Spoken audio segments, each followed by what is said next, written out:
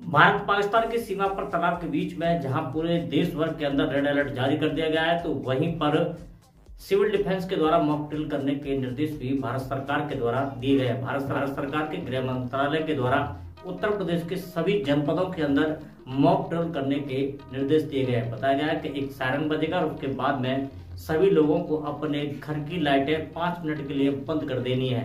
इतना नहीं, उन्होंने कहा कि सायरन बजते ही अपने घर में लगने वाली जितनी भी लाइटें वो सब ऑफ कर देनी है, चाहे जिसमें मोबाइल की लाइट हो, टॉर्च हो या किसी भी तरीके की रोशनी जो दिखती हो, वो सबको बंद कर देना है, क्योंकि ऊपर से देखने वाले दुश्मन को उसे ये ना पता चल सके कि यहाँ पर आबादी क्षेत्र है, जिससे कि वो उस पर बमबारी कर सके।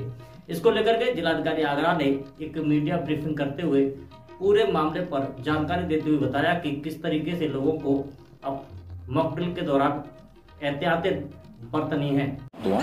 तो मॉक ड्रिल ये 7 तारीख को होगी, तो सभी को मैं आपकी माध्यम से बताना चाहूँगा, क्योंकि ये कल 8 बजे होगी, रात को 8 बजे होगी। तो इसमें आई थिंक ये और जो हमारी पूरा शहर को 8 बजे जो जब यह सिग्नल मिलेगा, सिग्नल मिलने के बाद देन 2 मिनट के लिए ब्लैकआउट होगा। ब्लैकआउट होने 2 मिनट के लिए ब्लैकआउट होगा। ब्लैकआउट में ये होगा कि उसके बाद ब्लैकआउट होने के बाद जो सिग्नल मिलेगा, ब्लैकआउट का मतलब है कि बिजली जाएगी।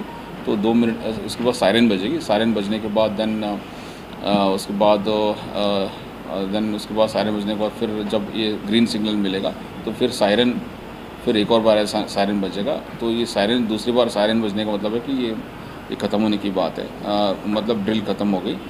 ये पूरा शहर में जो अर्बन एरिया उसमें होगा, अर्बन एरियाज़ में। इसके अतिरिक्त एक जगह पे जो हमारी एक रामकृष्ण कन्या महाविद्यालय है, उसमें एक पूरा बल्केश्वर में, आगरा में एक कुछ अधिकारियों के 100 वार्डन अधिकारियों के साथ एक तैयारी प्रशिक्षण के लिए एक माइक्रो ड्रिल की जाएगी, जिसमें घायलों को घटनास्थल से उपचार देना है, तो ध्वस्त भवन से जो व्यक्तियों से बाहर निकालने की तथा छोटी छोटी अलग अलग जो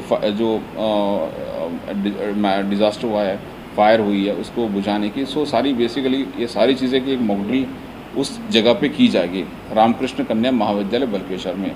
बाकी ये जिसमें फायर, पुलिस, रेवेन्यू डिपार्टमेंट, नगर निगम, उसके बाद देन मेडिकल एम्बुलेंस सिस्टम, ये सारे जितने भी अन्य जो सिस्टम से सारे एक जगह पे ये जो ड्रिल कंडक्ट की जाएगी, ताकि अगर कुछ ये ड्रिल में जो SOP है उसको फॉलो करते हुए हम इसको एक्टिविटीज़ कैरी करेंगे। बाकी सब में अर्बन एरियाज़ में 8 बजे 2 मिनट के लिए ब्लैकआउट रहेगी। और पहले जब ब्लैकआउट होने के बाद सायरन बजेगा, उसके बाद ताकि पब्लिक पैनिक ना हो, एक मॉक ड्रिल है ये, आपको क्लियर कट बताया जा रहा है। उसके बाद फिर 2 मिनट के बाद या 3 मिनट के बाद इसको फिर एक और सायरन बजेगा, तो फिर बिजली आ जाएगी।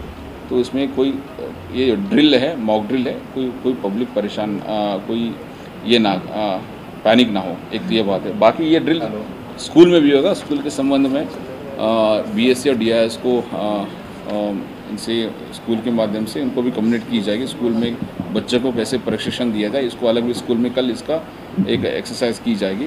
इससे पहले मैं आपसे वार्ता करने से पहले जैसे मैं एक मीटिंग करके भी आया था। अपनी जो एडिशनल CP साहब है, संजीव त्यागी साहब, उसमें वो थे, सिविल डिफेंस के नोडल अफसर थे, ADM FR थे, CDO नगर आयत, बाकी जो इम्पोर्टेंट जो ज़िले के अधिकारी वो लोग थे। तो हमने SOP डिसाइड करके आपके सामने आगरा की जनता वासियों को बताया जा रहा है।